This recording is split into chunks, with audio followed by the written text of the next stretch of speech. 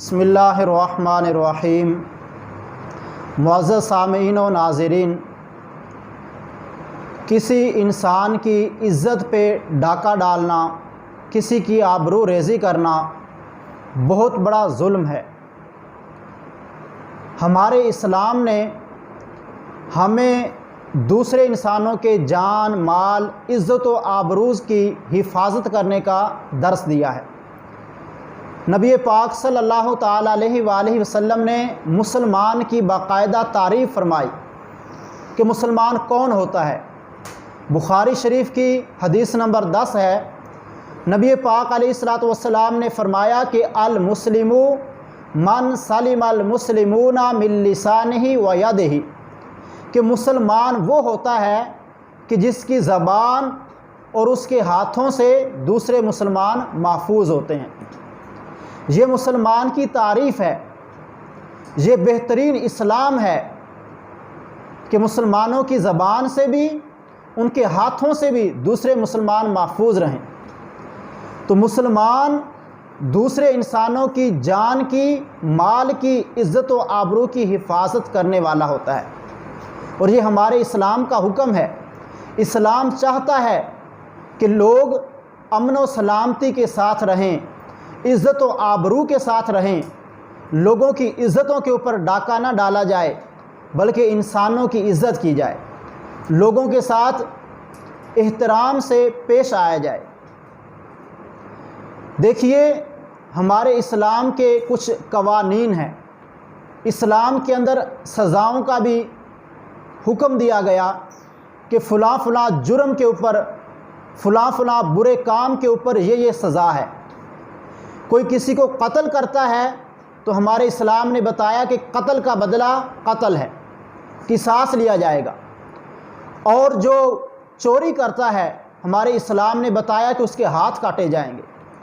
ایسے ہی اگر کوئی کسی کی عزت کے اوپر حملہ کرتا ہے، کسی کی عزت کو عیب دار کرتا ہے، کسی کی آبرو ریزی کرتا ہے، کسی کے اوپر ہاتھ اٹھاتا ہے، بدکاری کرتا ہے، تو ہمارے اسلام نے بتایا کہ اس کو 100 درے مارے جائیں، کوڑے مارے جائیں، اس کے اوپر نرمی نہ کی جائے۔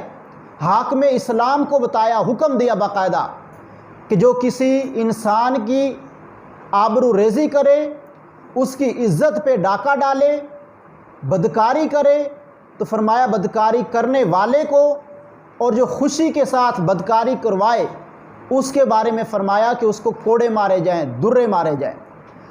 جیسا کہ سورۃ النور کی آیت نمبر 2 کے اندر اللہ پاک کا ارشاد ہے، الزانیۃ والزانی فاجلدوا کل واحد منہما 100 جلدہ۔ ارشاد فرمایا کہ بدکار عورت اور بدکار مرد، ان میں سے ہر ایک کو 100 کوڑے لگائے جائیں، اور فرمایا کہ وَلَا تَأْخُذْكُمْ بِهِمَا رَأْفَةٌ فِي دِينِ اللَّهِ إِن كُنتُمْ تُؤْمِنُونَ بِاللَّهِ وَالْيَوْمِ الْآخِرِ۔ فرمایا کہ ان کے اوپر نرمی نہ کی جائے، ذرا بر رحم نہ کیا جائے اللہ کے دین کے اندر۔ اگر تم ایمان رکھتے ہو اللہ پر اور آخرت کے دن پر، تو فرمایا ایسے لوگوں کے اوپر نرمی نہ کرو، تمہیں رحم نہ آئے، بلکہ ان کو سزا دو جو کسی کی آبرو ریزی کرتے ہیں، بدکاری کرتے ہیں۔ ایسے لوگوں کے بارے میں فرمایا گیا کہ ان کو کوڑے لگائے جائیں۔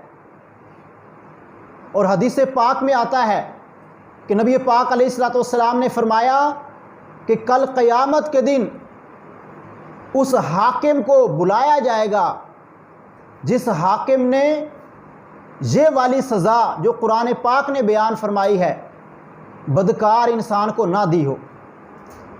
ایسے حاکم کو بلایا جائے گا، اللہ تعالیٰ پوچھے گا کہ تو نے بدکار انسان کو یہ سزا کیوں نہ دی؟ تو وہ حاکم عرض کرے گا کہ مالک و مولا، مجھے رحم آ گیا، مہربانی میں نے اس کے اوپر کی ہے، تو مجھے شفقت اور رحم آیا، اس لیے میں نے اس کو یہ سزا نہ دی، اس کو کوڑے نہ مارے۔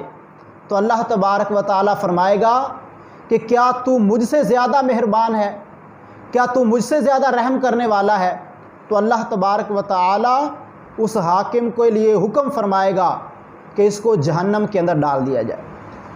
تو معزز سامعین، یہاں سے ہم غور کریں، اور وہ لوگ جو آج خواتین کی عزت لوٹ رہے ہیں، بچیوں کی عزت لوٹ رہے ہیں، مسلمانوں کی عزت کے اوپر ڈاکہ ڈال رہے ہیں، کسی بھی انداز میں کسی کو عیب لگانا چاہتے ہیں، کسی پاک دامن عورت کو داغدار کرنا چاہتے ہیں، خواتین کی عزت لوٹنا چاہتے ہیں، بچیوں کی عزت لوٹ رہے ہیں، وہ ظالم و جابر لوگ وہ غور کریں اور قرآن پاک کی ان آیات کے اندر غور و فکر کریں کہ ہمارا رب تعالیٰ کیا فرما رہا ہے، کیسے لوگوں کو درے مارے جائیں۔ اور بلکہ سورۃ النور کی آیت نمبر 4 کے اندر ارشاد فرمایا کہ جو لوگ پاک دامن عورتوں کے اوپر تہمت لگاتے ہیں اور پھر گواہ پیش نہیں کرتے، 4 گواہ پیش نہیں کرتے، تو فرمایا کہ ایسے لوگوں کو بھی 80 درے لگائے جائیں اور ان کی گواہی کو قبول نہ کیا جائے، کوڑے بھی لگائے جائیں، 80 کوڑے لگائے جائیں اور ایسے لوگوں کی گواہی کو قبول نہ کیا جائے۔ تو ایک عورت جو پاک دامن ہے، اس کی جو ہے اوپر تہمت لگانا، ایسی عورت کے اوپر تہمت لگانا، جب اس کی یہ سزا ہے تو پھر اس کے ساتھ بدکاری کرنا، زیادتی کرنا، ظلم و جبر کا مظاہرہ کرنا، مجبوراً اس کو زبردستی جو ہے بدکاری کی طرف جو ہے مجبور کر دینا، یہ کتنا بڑا ظلم ہے، کتنا بڑا جرم ہے۔ تو ایسے لوگ عبرت حاصل کریں، قرآن پاک کی ان آیات سے درس حاصل کریں کہ ہمارا اسلام تو ہمیں امن کا حکم دیتا ہے، سلامتی کا حکم دیتا ہے۔ اسلام تو چاہتا ہے کہ جہاں پر میرا پرچم لہرا رہا ہے وہاں تمام لوگ محفوظ رہیں، ان کے جان مال عزت و آبرو یہ تمام چیزیں محفوظ رہیں، ان کے بچے محفوظ رہیں، ان کی عزتیں محفوظ رہیں، وہ امن و سلامتی کے ساتھ عزت و آبرو کے ساتھ معاشرے کا بہترین فرد بن کے رہیں۔ اسلام تو یہ چاہتا ہے۔ اور ہم کیسے مسلمان ہیں کہ کلمہ تو ہم پیارے نبی کریم علیہ السلام کا پڑھیں، کلمہ ہم اسلام کا پڑھیں، لیکن انسانوں کی عزت کے اوپر حملے کریں، مسلمانوں کی اور عورتوں کی عزت لوٹیں، ان کو بدکاری کے لیے مجبور کریں، تو یہ ہمارے لیے ذرا سوچنے کی بات ہے۔ کچھ ہم خیال کریں اور اللہ تبارک و تعالیٰ کا خوف اپنے دلوں کے اندر پیدا کریں۔ تو حکمرانوں کا یہ کام ہے کہ ایسے لوگوں کو سزا دیں، جو قرآن و حدیث نے سزا بیان فرمائی ہے وہ سزا ان کو دی جائے۔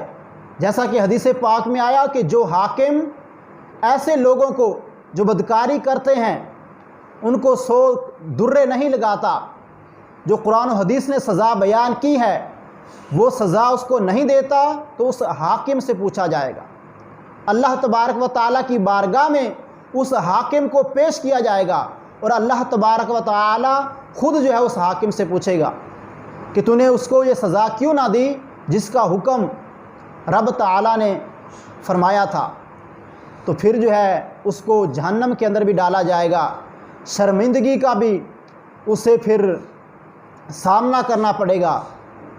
تو اس لیے ہم مسلمان ہیں، ہمارے نبی پاک علیہ السلام نے فرمایا کہ مسلمان وہ ہوتا ہے کہ جس کی زبان اور اس کے ہاتھ سے دوسرے مسلمان محفوظ ہوں۔